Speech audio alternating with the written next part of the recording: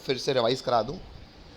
हम लोग पढ़ ये रहे थे, डाल्टन के टाइम पे माना जाता था एटम सबसे छोटा होता है। जे थॉमसन ने कैथोड रे एक्सपेरिमेंट से इलेक्ट्रॉन की डिस्कवरी कर दी। फिर ई बाय एम यानी कि डिफ्लेक्शन मेथड से e by m charge to mass ratio निकाल दिया। फिर मुलिकन ने चार्ज निकाल दिया, जिससे हमको इलेक्ट्रॉन के बारे में सब कुछ पता चल गया, चार्ज मास।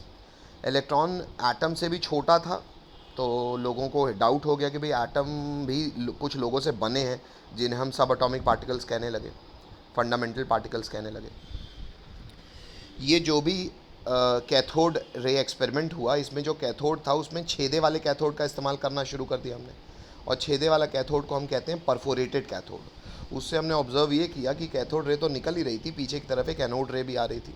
वो एनोड रे जिन पार्टिकल से बनी थी उनकी प्रॉपर्टी ऑब्जर्व की, ई बाय एम निकाला, उनका नाम हमने प्रोटॉन दे दिया।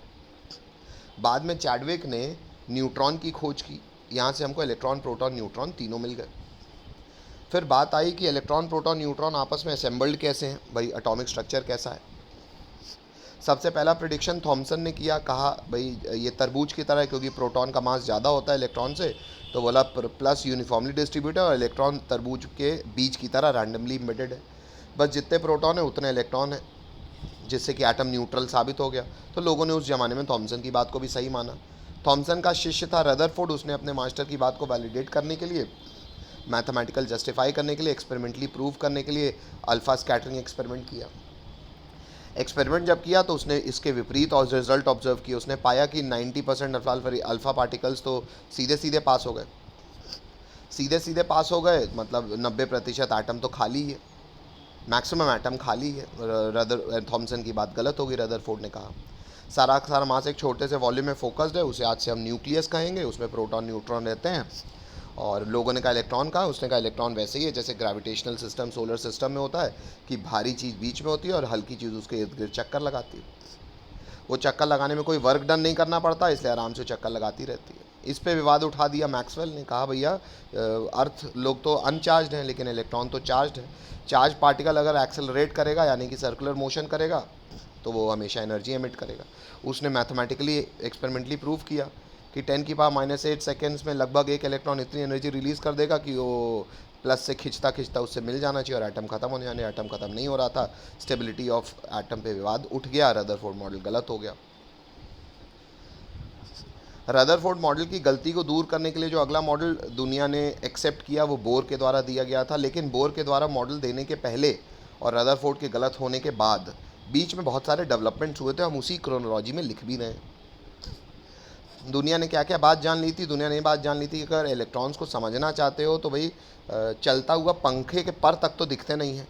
तो जब इतना ज़्यादा मास चल रहा है और नहीं दिख रहा तो इलेक्ट्रॉन तो एकदम नगण्य मास है और चलता वो स्पीड ऑफ लाइट से, तो वो कहाँ दिखेगा।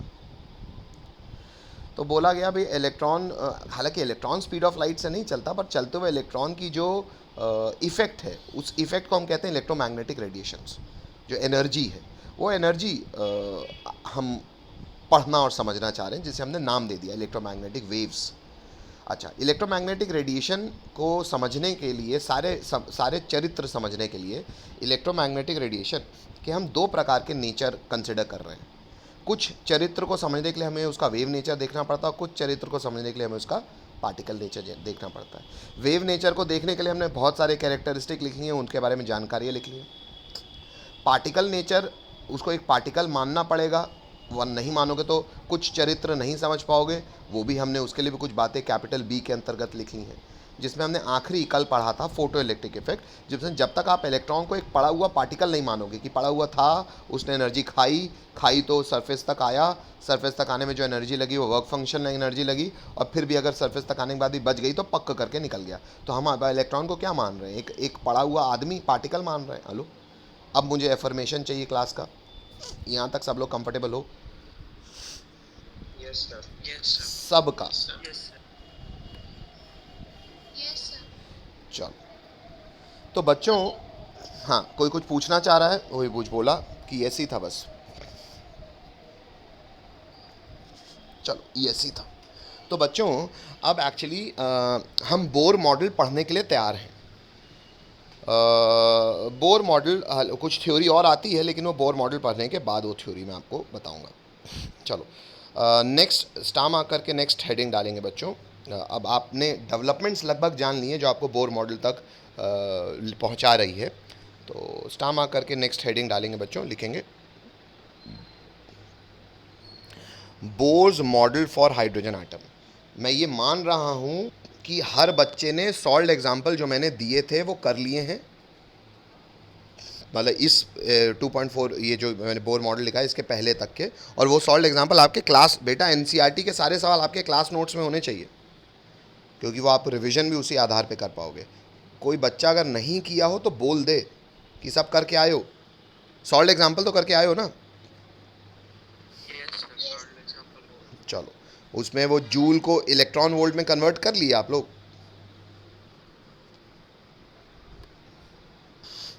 तो पोटेंशियल होता है बच्चों, पोटेंशियल का फॉर्मूला आपने पढ़ा होगा, work done to move a unit positive charge, तो work done upon charge. Potential की यूनिट होती है बच्चों वोल्ट, वर्क डन की ऐसा यूनिट होती है जूल, और चार्ज की ऐसा यूनिट होती है कूलम। पता है ये सबको? यानी कि 1 volt into coulomb is nothing but 1 joule. मानते हो बात? अच्छा, तो कई बार ना आपको फोटो इलेक्ट्रिक इफेक्ट के सवाल करने के दौरान ऐसा ऑब्जर्व होगा कि आपको वैल्यू ना इलेक्ट्रॉन वोल्ट में दी जाएगी। सर ये क्या है? बेटा इलेक्ट्रॉनिक चार्ज ई हमको पता है, वो उसको ई से रिप्रेजेंट करते हैं। इलेक्ट्रॉनिक चार्ज ई कितना होता है बच्चों? इलेक्ट्रॉनिक चार्ज ई होता है 1.6 इंटू 10⁻⁻19 कूलम, और कूलम इंटू वोल्ट। भाई कूलम यहाँ पे आ जाएगा कूलम, और coulomb into volt, coulomb into volt क्या होता है? जूल। तो एक्चुअली कभी भी आपको इलेक्ट्रॉन वोल्ट में कुछ वैल्यू दी रहती है तो 1 electron volt is nothing but 1.6 into 10⁻⁻19 joule. आपको एक कन्वर्जन करना पड़ जाएगा फोटो इलेक्ट्रिक इफेक्ट के सवालों में। आपने पूछा नहीं हालांकि, लेकिन बुक मार्क में ये कन्वर्जन लिख लो। और ये फोटो है बेटा, हाँ दिया है तो अच्छी बात है, और आप पढ़ पाए हो तो और अच्छी बात है। नहीं फिर अगर कर लिया है, मैं जो कर लिया उन बच्चे के लिए नहीं कह रहा बेटा, कर लिया तो बहुत अच्छी बात है। लेकिन मेरे को ऐसा डाउट है कि सबने किया नहीं होगा, एक आध किया होगा, बाकी चुप करके बैठे होंगे। इसलिए मैं अपना काम पूरा कर दे रहा हूँ। सॉल्व एग्जाम्पल कर लेना बच्चों, और किसी को भी दिक्कत आए आज कल में कभी बता देना। और अगर इनएफिशिएंट हो बेटा, तो मैं आपको अभी कह रहा हूँ, अगर इनएफिशिएंट हो, नहीं कर पा रहे हो, तो बेटा कम से कम सॉल्व एग्जाम्पल तो कर ही लो। क्यों? वरना दिक्कत हो जाएगी। हाँ, आपका मंशा केवल स्कूल पार करने की है तो थ्योरी थ्योरी करके आपका काम हो जाएगा, पर 12वीं में जब आओगे तो दिक्कत होगी बेटा, क्योंकि 12वीं में 12th के बोर्ड के पेपर में भी न्यूमेरिकल्स आते हैं। चलो आगे बढ़ जाऊँ। Yes sir. चलो तो अब अपन आते हैं बेटा, अब हम अगला मॉडल समझ सकते हैं, और अगला मॉडल है हमारा Bohr model for hydrogen. Bohr model for hydrogen में बच्चों लिखेंगे पॉइंट नंबर 1,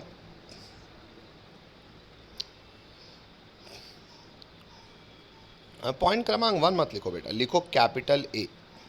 बोर मॉडल समझने के लिए सबसे पहली बात कैपिटल ए। कैपिटल ए में लिखेंगे बच्चों कि बोर मॉडल के प्रपोजल क्या थे, बोर मॉडल ने प्रपोज क्या किया। भाई इन्हें प्रपोजल या पॉस्टुलेट्स ही कहते हैं। क्यों? क्योंकि बेटा इनके ये सब मॉडलों के पीछे कोई स्टैटिस्टिकल एक्सपेरिमेंटल प्रूफ तो है नहीं। ये तो ऐसी वाली बात है कि 100 लोगों पे किया और 100 लोगों पे हमने ये ऑब्जर्व किया, तो उसने 100 बार एक्सपेरिमेंट किया और ये ऑब्जर्व किया। 101वीं बार कुछ अलग आ गया, उसका कोई मैथमेटिकल जस्टिफिकेशन तो नहीं है ना। इसलिए ऐसी चीज़ों को जो प्रॉपर मैथमेटिकली डिराइव्ड ना हो, उन्हें हम लोग प्रपोजल कहते हैं, जो कि लॉ नहीं बन चुके हैं। लॉ कोई चीज़ कब बन जाती है? जब प्रपोजल को हर व्यक्ति वैलिडेट कर चुका हो। तो समझ में आ रही बात? तो ये प्रपोजल है, और प्रपोजल को हम कहते हैं पॉस्टुलेट्स। तो नेक्स्ट लाइन से लिखेंगे बच्चों, कैपिटल ए में लिखेंगे बोर मॉडल में सबसे पहला पॉइंट है कैपिटल ए, लिखेंगे Bohr's model for hydrogen atom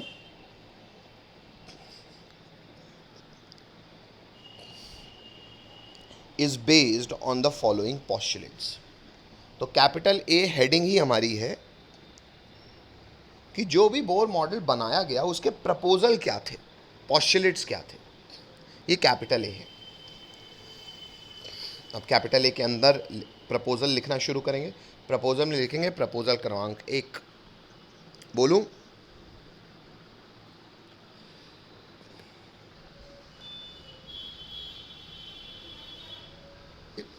भाई हिंदी में कोई बड़ी बात नहीं है सर, इतना तो रदरफोर्ड ने भी कहा था, बस इसने रदरफोर्ड की बात को कंफर्म किया। तो पहले पॉइंट में बोर ने ये कंफर्म किया है कि भैया रदरफोर्ड ने बिल्कुल सही कहा था कि इलेक्ट्रॉन न्यूक्लियस के अराउंड फिक्स्ड सर्कुलर ऑर्बिट में ट्रैवल करेंगे। बस उसने उन सर्कुलर ऑर्बिट्स के और नाम क्रिएट कर दिए। उसने कहा वो ऑर्बिट स्टेशनरी स्टेट भी कहला सकते हैं या अलाउड एनर्जी स्टेट भी कहला सकते हैं। क्यों? क्योंकि बेटा बोर उन ऑर्बिट्स की एनर्जी निकालने में सक्सेसफुल हो गया, तो उसने उसे एनर्जी स्टेट भी कहना शुरू कर दिया। ये हो गया पॉइंट क्रमांक प्रपोजल 1 जो बोर ने दिया था। बोर का प्रपोजल क्रमांक 2 की इंग्लिश लिखेंगे बच्चों। तो अगर कोई इलेक्ट्रॉन ऑर्बिट में चक्कर मार रहा है न्यूक्लियस के अराउंड, उसकी एनर्जी चेंज नहीं होगी। अच्छा सर, लेकिन हमने इलेक्ट्रोमैग्नेटिक रेडिएशन एब्जॉर्ब होती एमिट होती है इतना तो पढ़ा है। तो कंटिन्यूएशन में नेक्स्ट लाइन से लिखेंगे however the electron will move from a lower stationary state to a higher energy state, higher stationary state when required amount of energy is absorbed by the electron or energy is emitted when electron moves from higher stationary state to lower stationary state। इतना English लिखो तो हाँ बोलो। इतनी English पूरी हुई नहीं है अभी। अगर आपको स्कूल लेवल पे लिखने के लिए इंग्लिश चाहिए तो इंग्लिश पूरी नहीं हुई है, लेकिन पहले इसकी हिंदी समझ लें तो आपको क्या है, इंग्लिश लिखते लिखते थोड़ा सा और वैलिडेशन होने लगेगा जो मैं कहने की कोशिश कर रहा हूँ। बेटा अगर सर रदरफोर्ड ने भी यही कहा था कि सारा का सारा मास एक छोटे वॉल्यूम में कॉन्सेंट्रेटेड है और वहाँ पे प्रोटॉन और न्यूट्रॉन रहते हैं और उसे हम न्यूक्लियस कहते हैं, और इलेक्ट्रॉन इसके इर्द गिर्द फिक्स्ड सर्कुलर ऑर्बिट में चक्कर मारता है, तो सर बोर ने भी यही बोला, तो रदरफोर्ड गलत कैसे था? रदरफोर्ड की गलती किसने ढूंढी थी बेटा? मैक्सवेल ने। मैक्सवेल ने क्या कहा था? मैक्सवेल ने कहा था कि भैया ये जो इलेक्ट्रॉन है ये कंटिन्यूसली रेडिएशन एमिट कर रहा है। एक बात, क्योंकि ये चार्ज्ड पार्टिकल है, क्योंकि ये कंटिन्यूसली एनर्जी एमिट कर रहा है, तो 10⁻⁻8 सेकेंड्स में इतनी एनर्जी फेंक देगा कि इसकी एनर्जी इतनी मिनिमम हो जाए कि न्यूक्लियस इसको अट्रैक्ट करने योग्य हो जाएगा। ये उसने एक्सपेरिमेंटली प्रूव कर दिया था। किसने? मैक्सवेल ने। रदरफोर्ड मॉडल केवल इसलिए फेल हुआ ना क्योंकि इलेक्ट्रॉन एनर्जी एमिट कर रहा था, और अगर एमिट कर रहा है तो अब भाई एनर्जी कहाँ से आ रही है? इलेक्ट्रॉन लूज़ करेगा, और लूज़ करेगा तो इसका जो भी एनर्जी होगी अगर वो लूज़ करके ज़ीरो हो गई then it will attract nucleus and existence of atom will cease to exist. Atom खत्म हो जाना चाहिए। इस बात को बोर ने ऐसे आउटकम इस काउंटर किया। बोर ने कुछ नया नहीं किया, हम इलेक्ट्रोमैग्नेटिक रेडिएशंस के बारे में समझ और जान ही चुके थे। रदरफोर्ड मॉडल के बाद बोर ने कहा कि देखो, जब तक इलेक्ट्रॉन अपने ग्राउंड स्टेट में, the electron in which the atom is suppose to exist will be termed as ground state. इसको मैं क्या बोलने लगा आज से? क्या बोलने लगा? Ground state. अब इसको देसी तरीके से समझो जो बोर ने समझाया कि बेटा मान लो आप सतना में हो, सतना आपका ग्राउंड स्टेट है। सतना में आपकी एनर्जी फिक्स्ड है। एनर्जी फिक्स्ड मतलब मान लीजिए आपके पास 2 एकड़ का खेत है, आपके पास 1500 स्क्वायर फुट का घर है, और आप अपना जो भी आपका पापा की जो कहीं जॉब करते हो तो जो सैलरी है, तो आप एक फिक्स्ड एनर्जी के साथ अपना पालन पोषण करते रहेंगे। हेलो हेलो, अनटिल अनलेस कुछ ड्रास्टिक नहीं हुआ है, ऐसा ही होगा ना। अच्छा, अब मान लेते हैं आपकी अभी केबीसी फिर से चालू हो रहा है ना, मान लो आपका केबीसी में आपका फ़ोन लग गया, आपके पापा मम्मी का, बड़े भाई का, किसी का फ़ोन लग गया, ठीक है। केबीसी में फ़ोन लगा, आप केबीसी में गए, आपने वहाँ से 1 करोड़ रुपया जीत लिया। अच्छा, 1 करोड़ रुपये जीता, इसका अर्थ क्या हुआ? इलेक्ट्रोमैग्नेटिक रेडिएशन की बात कर रहा हूँ बच्चों। बाहरी रेडिएशन से इलेक्ट्रॉन ने एनर्जी एब्जॉर्ब की। जितनी एनर्जी एब्जॉर्ब किया, भाई 1 करोड़ रुपये जीते हो, उस हिसाब से घूमने कहाँ जाओगे? अरे सर 1 करोड़ रुपये जीते हैं, यूरोप घूमने जाएंगे। तो उस हिसाब से आपने हायर स्टेट ऑर्बिटल चुना। हायर स्टेट मतलब अरे यार जितना पैसा कमाए हो, जितनी एनर्जी खाए हो, उस हिसाब से ना चुनोगे कहाँ जाना है। तो आप मान लो ग्राउंड स्टेट यानी कि n=1 पे थे, आप n=1 से कोई हायर स्टेट में चले गए। किस हायर स्टेट में चले गए? लेट से n=4 में चले गए।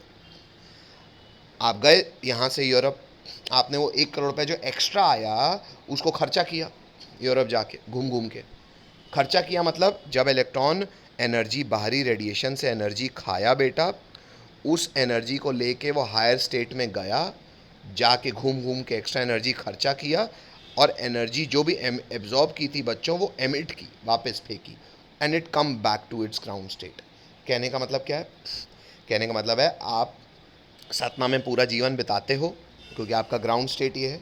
अगर आपको कौन बनेगा करोड़पति की लॉटरी लगी, आप 1 हफ्ता 2 हफ्ता घूम के आए बाहर, वो एक्स्ट्रा पैसा आपने उड़ाया, एक्स्ट्रा पैसा खर्चा करने के बाद यू सतना वापस आओगे कि वहीं बस जाओगे? वापस आओगे सर, ख़त्म हो जाएगा पैसा वो। हेलो, और फिर अपना कांस्टेंट एनर्जी के साथ सतना में अपना विचरण करने लगोगे। मेरी बात समझे? Hello hello hello. अगर मान लो कौन में करोड़पति नहीं जीते, पापा को दिवाली में अपनी कंपनी से बोनस मिलता है, मान लो बोनस मिला 50-60 हज़ार रुपये। अच्छा, 50-60 हज़ार रुपये मिला तो मम्मी कहेंगे साल भर से कहीं कहीं नहीं गए, चलो कोनी मारेंगी। तो पिताजी क्या कहेंगे, चलो शिमला चलते हैं। भाई 50-60 हज़ार में आदमी वहीं जा सकता है, तो अपन लोअर स्टेट एनर्जी ऑर्बिट चुना, मतलब n = 2 तक गए, क्योंकि बाहर से जो एक्स्ट्रा पैसा आया वो उतना ही आया। बेटा केवल उस पैसे को खर्चा करोगे कि घर बेच के चले जाओगे? अपने एनर्जी के कॉस्ट, अपनी फिक्स्ड एनर्जी के कॉस्ट पे तो घूमने नहीं जा रहे ना। Hello hello hello. जो एक्स्ट्रा पैसा बाहरी रेडिएशन से आ रहा है वही खर्चा करने जा रहे हो कि अपना घर बेच के घूमने जा रहे हो? हेलो बोलो। बस, तो अब बोर ने मैक्सवेल का जवाब ऐसे दिया कि देखो, इलेक्ट्रॉन एनर्जी एमिट बिल्कुल कर रहा है, लेकिन इलेक्ट्रॉन एनर्जी एमिट अपने कॉस्ट पे नहीं कर रहा, वो बाहरी रेडिएशन से, बाहरी इलेक्ट्रोमैग्नेटिक रेडिएशन से एनर्जी खाता है। पैकेट्स ऑफ एनर्जी, वो अपन ने पढ़ा हुआ है ना, quantum of energy, 1 packet 2 packet 3 packet 4 packet, जितने पैकेट ऑफ एनर्जी उसने खाई है उस हिसाब से ज़्यादा खाया है तो हायर स्टेट में जाएगा, कम खाया है तो कम स्टेट में जाएगा, जाके एक्स्ट्रा एनर्जी खर्चा करेगा, फेंकेगा वापस उस पैसे को, and it will come back to its ground state. तो बोर ने कहा कि ए मैक्सवेल, जो तेरे को एनर्जी रेडिएशंस मिल रहे हैं ना, वो इलेक्ट्रॉन अपने कॉस्ट पे नहीं फेंक रहा, वो बाहरी रेडिएशंस एनर्जी खाता और जितनी खाता उसको फेंकता है। मैक्सवेल ने बोर से सवाल पूछा कि यार लेकिन हमें तो कंटिन्यूसली एनर्जी मिल रही है। बोर ने फिर जवाब दिया। बोर ने कहा इलेक्ट्रॉन को बाहरी रेडिएशन से एनर्जी खाने, हायर स्टेट में जाने, घूम घूम के वो एक्स्ट्रा एनर्जी खर्चा करना और फिर वापस लौट आना, इस पूरी प्रक्रिया में जो समय लगता है वो लगता है of the order of 10⁻⁻8 second. मतलब इलेक्ट्रॉन ने बाहरी रेडिएशन से एनर्जी खाई, हायर स्टेट में गया, घूम घूम के एक्स्ट्रा एनर्जी खर्चा की और वापस आया। वापस आया तो एनर्जी फेंकेगा। इस पूरी प्रक्रिया में बोर ने प्रूफ किया। कितना टाइम लग रहा था इलेक्ट्रॉन को? बोलो। इसके ऑर्डर में, मतलब 1.2 3 4 मतलब 10⁻⁻, साइंटिफिक नोटेशन में 10⁻⁻8 होगा, ठीक है। अच्छा, मतलब बेटा अगर एक इलेक्ट्रॉन एनर्जी खा के 10⁻⁸ सेकेंड में कितने रेडिएशन फेंक रहा है बेटा? सर ये तो यूनिटरी मेथड की बात हो गई कि एक रेडिएशन फेंक रहा है वो 10⁻⁻8 सेकेंड में। मतलब बेटा 1 सेकेंड में कितने रेडिएशंस फेंकेगा? 10⁻8 ना, बोलो। तो मान लो बेटा मैं तुमको एक जूता मारूं तो ठीक है। अच्छा, मैं तुमको 1 सेकेंड में 10⁻8 जूते मारूं तो आपको तो लगेगा ना आप पे कंटिन्यूसली जूतों की बरसात हो रही है। Hello hello.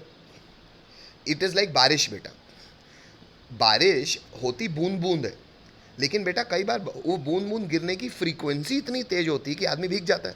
It is like भाई आप पूरा एक बाल्टी पानी डाल दो या सीधा, जब तेज़ बारिश होती है ना बूंद बूंद ही सही, लेकिन फ्रीक्वेंसी इतनी ज़्यादा होती है कि it appears to be continuously coming. Hello hello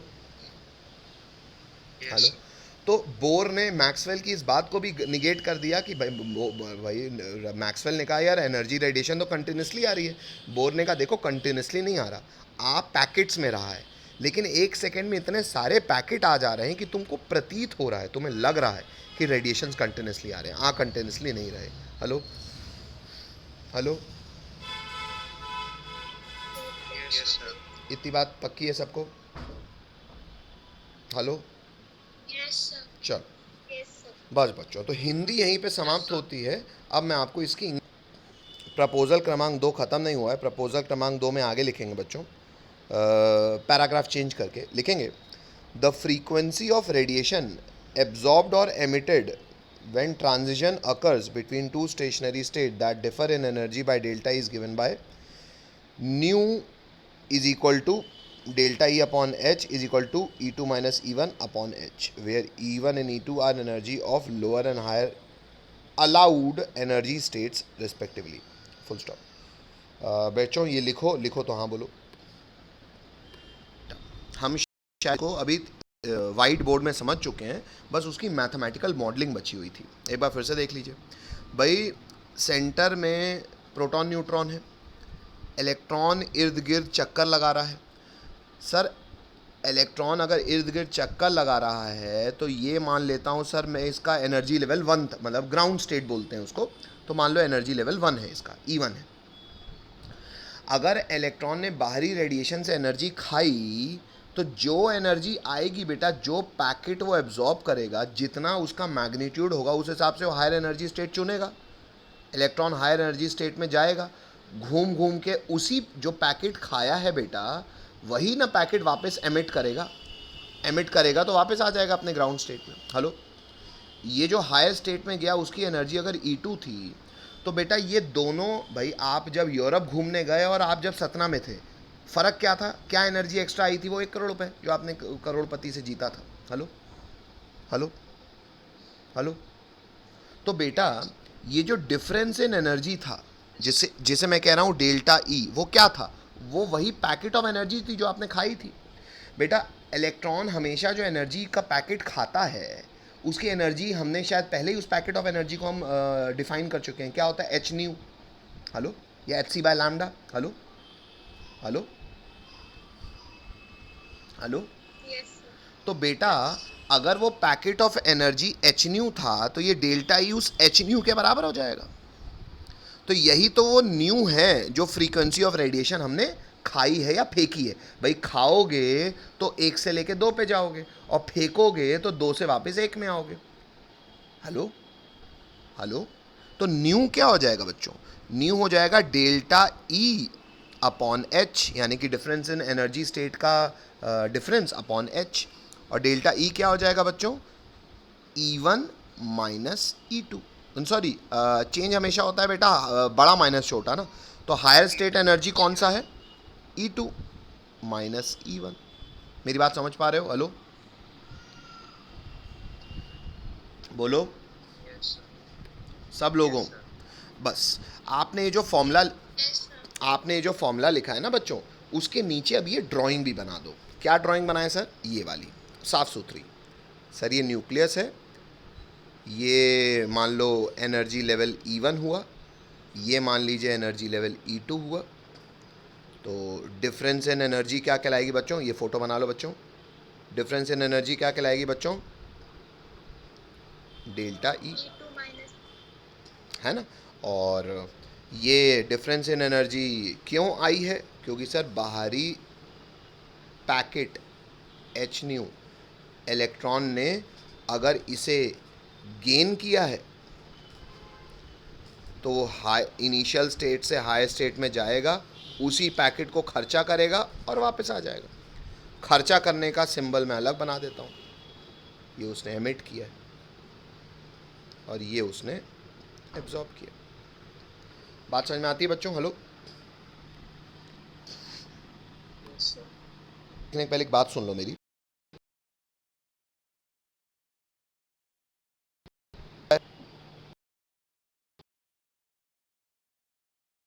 level 3, energy level 4, ये जाना हुआ है ना आपने? Hello hello. अच्छा, ये फोटो एक बार फिर से बना लो बच्चों, और मुझे ये बताओ n=1 को हम लोग क्या बोलते हैं? इंग्लिश बताओ एक बार फिर से।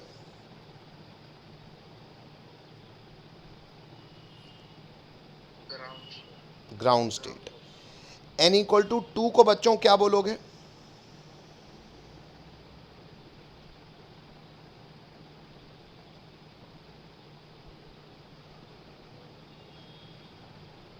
साफ साफ लिखना, क्या लिखा है? n=2 को इंग्लिश में क्या बोल सकते हो भाई? इलेक्ट्रॉन अगर एनर्जी एब्जॉर्ब करेगा तो हायर स्टेट में जाएगा। एब्जॉर्ब करने को कई लोग कहते हैं एक्साइट हो गया व्यक्ति, होता है ना, एक्साइटमेंट हो गई, एक्साइट हो गया, एनर्जी बढ़ गई। अच्छा, तो n=2 को कई लोग इंग्लिश में क्या कहते हैं? First excited state. हेलो, आधे बच्चे कंफ्यूज जाते हैं, सर फर्स्ट एक्साइटेड स्टेट मतलब n=1, भग ग्राउंड स्टेट मतलब n=1, n=2 मतलब फर्स्ट एक्साइटेड स्टेट। समझ में आता है? हाँ, बोलना पड़ेगा जोर से। n=4 मतलब बच्चों कौन सा एक्साइटेड स्टेट?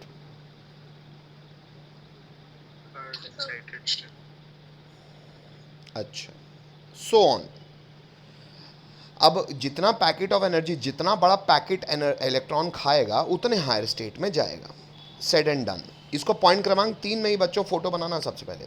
मुझे ये बताओ, क्या ये ऑर्बिट एक डामर की सड़क है न्यूक्लियस के इर्द गिर्द जो कि आपको दिखेगी? नहीं सर, कुछ होती थोड़ी है सर ये ऑर्बिट, कोई है दिखता थोड़ी है, सड़क तो दिखती है, ऑर्बिट दिखेगा बेटा? अरे सर, इलेक्ट्रॉन तो दिखता नहीं है, जहाँ वो चल रहा है वो ऑर्बिट कहाँ से दिखेगा? तो ये ऑर्बिट है क्या? बोर से पूछा गया कि न रे बोर, इधर आते हैं तो बता रहे हैं एनर्जी स्टेट, ये है क्या भाई? किसको हम ऑर्बिट बोलेंगे? कितनी दूरी पे पहला ऑर्बिट, दूसरा ऑर्बिट, तीसरा ऑर्बिट, ये कौन डिफाइन करेगा? तो बोर ने इसका भी जस्टिफिकेशन दिया। हालांकि आपको एक इसके पीछे की हिस्ट्री बता दूं मैं, बड़ी इंटरेस्टिंग सी लगती है। अगर आप में से कुछ लोगों ने वो किताब पढ़ी होगी रामानुजन वाली, the theory of everything, the theory of infinity, कुछ नाम है किताब का, बड़ी अच्छी सी पिक्चर भी बनी है बेटा इसमें। मेरे हिसाब से 2017-18 की थी, शायद ऑस्कर में नॉमिनेटेड भी थी। द थ्योरी ऑफ एवरीथिंग, नहीं, द थ्योरी ऑफ एवरीथिंग तो स्टीवन हॉकिंग्स की है बेटा। The man who knew infinity, हाँ sorry, the man who knew infinity, अगर आपने पिक्चर देखी हो। ये एक्चुअली नॉवल भी है बहुत अच्छा, ये एक्चुअली बायोग्राफी है रामानुजन पे। तो बहुत अच्छी सुंदर सी पिक्चर भी है। वो जो स्लम डॉग मिलियनेयर का वो जो पैसा जीता है ना, वही एक्टर है वो, पटेल। मतलब बहुत प्यारी पिक्चर भी है अगर आप कभी देखो तो। एक्चुअली बेटा रामानुजन की एक्चुअल सच्चाई ये थी कि जब रामानुजन थीसिस कर रहे थे, विदेश गए थे, तो रामानुजन पता है फॉर्मूला कैसे लिखते थे? मतलब वो रात में सोता था, वो सुबह उठता था और वो फार्मूला लिख देता था। उसको ये नहीं पता, जैसे होता है ना, आप भी कभी मैथमेटिकल फार्मूला लिखोगे तो आप LHS = RHS प्रूफ कर पाओगे ना, तब ना आप फार्मूला बना पा रहे हो कोई। Hello hello, yes. रामानुजन का जब वो एक्चुअली भाई क्या है, वेजिटेरियन आदमी था, नॉनवेज खाता नहीं था, तो विदेश गया। विदेश जाके वहाँ तो उस समय नॉनवेज और World War II के आसपास का ज़माना था, तो वो तो नॉनवेज तो मेस में खाने नहीं खाता रहा, वहाँ बीफ वीफ खाते रहे लोग। ओखर माँ ओखर वो बोली कि कहीं तक मर्जी, सात समुंदर पार कर रहे तो टीका ईका लगा के बढ़िया ये कसम वसम खिलाई भेजी रही। तो वो क्या करत रहा, हॉस्टल में खाना, मेस में खाना नहीं खावत रहा, अपने कमरे में वो जो वो रहते हैं वो गरम करने वाले कि कमरा जिससे गरम रहे, उसमें अपना चावल वावल गरम करके खाता रहा। तो साला फूड पॉइजनिंग हो गई बेचारे को। तो जब एकदम अपने डेथ बेड में था, लगभग मर ही रहा था, तो उसका जो प्रोफेसर जिसके अंडर वो काम करता था, उसने पूछा उससे कि यार तू सच बता दे, क्योंकि वो पता है जो फार्मूले लिखता था उसकी मृत्यु के बाद बेटा एक्चुअली उन फार्मूलों से ब्लैक होल्स के एस्ट्रोनॉमी डिराइव हुई है बाद में, उसके जाने के बहुत सालों बाद जो फार्मूले लिख के गया था, उन फार्मूले ने एक्चुअली क्वांटम ने उन फार्मूलों की मदद ली। अच्छा, उस ज़माने में भी उसकी दिक्कत यही हुआ करती थी, फार्मूले तो लिख देता था, जैसे कोई प्राइम नंबर निकालने का उसने फार्मूला लिख दिया था। जब उसके मास्टर ने पूछा फार्मूला कैसे निकाले, बोला मेरे को पता नहीं। बोला फिर एक्चुअली जब वो एकदम डेथ बेड में था तो उसका प्रोफेसर उसको देखने जब गया तो उसने एक्चुअली पूछा भाई तू लिखता कैसे? उसने कहा मैं आपको सच बताऊँ। उसने कहा मैं सच ये बात है कि जब मैं रात में सोता हूँ तो भगवान मेरे कान में आके फार्मूला बताता हूँ, मैं लिख देता हूँ। मतलब तुम लोग ये समझो, कोई व्यक्ति फार्मूला लिख दे रहा है, उसको ये नहीं पता कि LHS = RHS कैसे प्रूव करे, उसको प्रूव करते नहीं आता है, बस वो फार्मूले लिख देता था। हेलो हेलो हेलो, ये एक्चुअल सच्चाई, और भयंकर पुजारी टाइप का आदमी भी था। और क्योंकि भाई अब एक होता है सबकॉन्शियस माइंड, तो अब सबकॉन्शियस में आदमी कुछ कर रहा है, भाई आप भी सपने देखते हो ना, कई लोग, आप भी सपने कभी कभी देखोगे तो प्लेन में उड़ के विदेश घूम के आ गए होगे, कोई पैसा नहीं, और सेम मज़ा आया होगा। जब भी आदमी को कुछ सपना आता है, आदमी कुछ विपरीत अलग स्थिति देख लेता है ना, एक्चुअली वो फील कर लेता है। जैसे कई लोग, अगली बार आपको कोई ऐसा ड्रास्टिक सपना आता है, आप एक्चुअली वो मज़ा फील कर लेते हो बेटा, मतलब वो एक्साइटमेंट जो होता है ना, जैसे अभी पेपर पढ़े होगे, वो जेफ बेजोस आसमान में चला गया, कई आदमी दिमाग में बैठे बैठे अंतरिक्ष, वो जीरो ग्रेविटी फील कर लेता है, because that is subconscious. Hello hello, actual Niels Bohr ने भी ये जो फॉर्मूला हम अभी बताने वाले हैं कि कितनी दूरी में ऑर्बिट को ऑर्बिट मानोगे बेटा, ये कोई डिराइव्ड फॉर्मूला नहीं था, ये कोई डिराइव्ड फॉर्मूला नहीं था, ये फॉर्मूला उसने रैंडम लिख दिया, जो बाद में क्वांटम ने जब क्वांटम मॉडल बना और ये फॉर्मूला वैलिडेट भी हो गया। कोई प्रूफ नहीं था उसके पास, किसके पास, किसके पास, नील बोर के पास, उसने लिख दिया। Hello hello, Yes, sir. हालांकि ये अन्यथा सुनने में अजीब लगता है, बट एक्चुअल जस्टिफिकेशन है ये कि कई फॉर्मूले स्टैटिस्टिकली केवल लिख दिए गए हैं और उनकी जीवन मृत्यु होने के दशकों बाद उस फॉर्मूले को एक्चुअल यूज़ करके मैथमेटिकली प्रूफ कर दिया गया। खैर, तो अब बोर से पूछा गया कि बोर भाई साहब, कितनी दूरी में ऑर्बिट कहला सकता है? उसने कहा उतनी ही दूरी में ऑर्बिट कहला सकता है जितनी दूरी में उसका एंगुलर मोमेंटम क्वांटाइज्ड रहे। सबसे पहले मैं इंग्लिश लिखा दूं क्योंकि इंग्लिश भारी है, बाउंसर जाएगा आपको। पॉइंट क्रमांक 3 में फ़ोटो अमन ने बना दिए, इंग्लिश लिखेंगे the angular momentum of an electron is quantized in a given stationary state. It can be expressed as mvr is equal to nh upon 2 pi, n times of h upon 2 pi। Bracket में लिखेंगे where n equal to 1 2 3 4 5 so on। m में m e इसलिए लिखा है, पहले इतना formula लिखो फिर बता देता हूँ mvr nh upon 2 pi है क्या। पहले इतना लिखो तो हाँ बोलो। जब रोटेशनल मोशन पढ़ लोगे तो इतना जान जाओगे, इतना मैं आपको भी बता दे रहा हूँ, फिर इंग्लिश बाद में लिखना, भी सुन लो मेरी इतनी बात बस। बच्चों, लीनियर मोमेंटम शायद आप जानते हो, मैं बॉल खींच के आपको मारा तो लीनियर मोमेंटम होगा उस बॉल में। लीनियर मोमेंटम क्या होता है बच्चों? mv, mass into velocity. जानते हो नहीं जानते? अरे बोलो। Yes, sir. अच्छा बेटा, अगर कोई व्यक्ति सर्कुलर मोशन कर रहा है ना, तो उसके मोमेंटम को एंगुलर मोमेंटम कहते हैं। और आप ये डिराइव भी कर लेंगे फिजिक्स में, रोटेशनल मोशन में, कि एंगुलर मोमेंटम होता है mass of object into velocity of object into radius of the circular motion in which it is projecting its body. तो mvr हो जाएगा, r हो जाएगा रेडियस ऑफ ऑर्बिट, m हो जाएगा मास ऑफ इलेक्ट्रॉन, v होगा velocity of electron in nth orbit. ठीक है, मतलब भाई nth ऑर्बिट इसलिए कह रहा हूँ कि ऑर्बिट फर्स्ट हो सकता है, सेकंड हो सकता है, थर्ड हो सकता है। बात समझ में आती है? Hello hello. तो mvr एक्चुअली इंग्लिश में आप फिजिक्स में डिराइव भी कर लोगे, क्या कहलाता है? लीनियर मोमेंटम नहीं, कैसा मोमेंटम? Angular momentum. कैसा मोमेंटम? अब तो बोर से पूछा गया भाई कौन सा ऑर्बिट कहलाने योग्य है क्या? उसने कहा देखो, वो और उतनी दूरी में पहला ऑर्बिट होगा जहां पे एंगुलर मोमेंटम यहाँ की mvr, पहला ऑर्बिट में एंगुलर मोमेंटम क्या होगा? उसने कहा h अपॉन 2 पाई। उसने बोला फिर वही दूरी पे जाके दूसरा ऑर्बिट कहलाने योग्य है जहां पे angular momentum twice of h upon 2 pi हो जाएगा। तीसरा ऑर्बिट वही उतनी दूरी पे तीसरा ऑर्बिट कहलाने योग्य है जहां पे angular momentum thrice of h upon 2 pi हो जाएगा। मेरी बात समझ पा रहे हो? हेलो। तो चौथा ऑर्बिट कौन सी दूरी पे चौथा ऑर्बिट? भाई सड़क की, डामर की सड़क तो है नहीं कि दिख जाए, तो कितनी दूरी चौथा ऑर्बिट कहलाने योग्य है? जहाँ पे angular momentum 4 times of h upon 2 pi हो जाए। मतलब एंगुलर मोमेंटम कितना होना चाहिए? मल्टीपल ऑफ h अपॉन 2 पाई। अब ये क्वांटाइज्ड शब्द क्यों बोला गया है? क्योंकि एंगुलर मोमेंटम या तो होगा h अपॉन 2 पाई, या तो होगा 2h अपॉन 2 पाई, या तो होगा 3h अपॉन 2 पाई। बीच की कोई भी वैल्यू एंगुलर मोमेंटम अटेन नहीं कर सकता। जैसे मैं इतना तो सिखा चुका हूँ ना, इंडियन करेंसी क्वांटाइज का अर्थ क्या है? Certain specific values are obtain, सगली values are not obtain. Hello, bore आ गए कि समझ गए? Yes, sir. अरे बोलो नालायकों। Yes. चलो, तो अब शायद आपको ये बात समझ में आती है। mvr is equal to nh upon 2 pi हो गया क्वांटाइजेशन ऑफ वही ऑर्बिट ऑर्बिट कहलाने योग्य है जहाँ पे एंगुलर मोमेंटम या तो h/2 हो या 2h/2 हो 3h/2 हो 4h/2 हो। अब यहाँ पे मैं इंग्लिश लिखा दे रहा हूँ।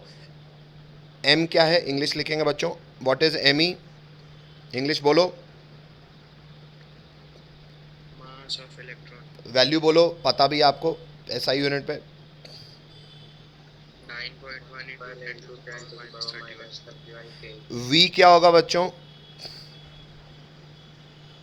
वेलोसिटी किसकी, तुम्हारी मेरी की प्रोटॉन की, इलेक्ट्रॉन कहाँ, सतना में, कानपुर में, मैहर में,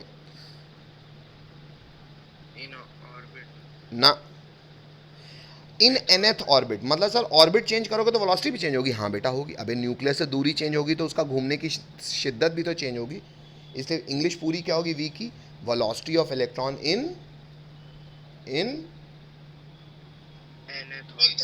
nth ऑर्बिट, हर ऑर्बिट में बदलेगी भी। लिखो तो, हाँ बोलो, हटा दूं, चलो लिख लिया सबने इतना, हेलो, यस सर। कि हम कैपिटल बी डाल जरूर दिया पर इसके डेरिवेशन की सच्चाई है कि हमको स्कूल लेवल पे केवल, वैसे जेई मेंस के लेवल तक बेटा इस हमको केवल फॉर्मूले काम आएंगे। और तो सर डेरिवेशन क्यों करा रहे हो बेटा, ये डेरिवेशन एक्चुअली एडवांस के लेवल पे काम आएगा, लेकिन फिर भी मैं करवा इसलिए दे रहा हूँ क्योंकि 12वीं में जब आप फिजिक्स पढ़ोगे ना, मॉडर्न फिजिक्स, तो आपको ये डेरिवेशन बाय द वे काम आएंगे। तो तब फिजिक्स का मास्टर कहेगा अरे केमिस्ट्री में तुम लोग नहीं किया, हालांकि एनसीईआरटी में नहीं है और जेई मेंस तक नहीं आता, ये है फिजिक्स का ही स्कोप, लेकिन फिर भी मैं इसको करवा दूंगा क्योंकि कॉमन सेंस के लिए अच्छी बात है। और एडवांस में केमिस्ट्री में भी पूछा जाता है कभी कभी, बहुत रेयर, मेंस तक कोई दिक्कत नहीं है, बोर्ड में स्कूलों में तो कोई मतलब ही नहीं है। हाँ, लेकिन फार्मूला रटना आसान हो जाएगा डेरिवेशन जान लोगे तो, ठीक है। तो ये डेरिवेशन हम कल करेंगे, 3 डेरिवेशंस हैं, इनको हम कल करेंगे 1 2 3 डाल के। मुझे कल इतना याद दिला दीजिएगा कि पॉइंट नंबर 1 डालना है, calculation of radius of electron in nth orbit, याद दिला देना मुझे कल की क्लास में। चलो बच्चों, आपके लिए होमवर्क अभी भी यही है, सॉल्ट एग्जाम्पल, ये जो थ्योरी लिखवा रहा हूँ मैं इसके पहले के कर लो, और जो भी स्टार्टिंग के सवाल में बोर वाली बात थी, अच्छा नहीं ये पूरा बोर नहीं हुआ है बेटा, कम कम फोटो इलेक्ट्रिक इफेक्ट के सवाल ज़रूर कर लेना बच्चों। डाउट्स के साथ तैयार रहना, जब भी चैप्टर पूरा हो जाएगा अपन डिस्कशन करेंगे। बस क्लास आज के लिए आज ख़त्म।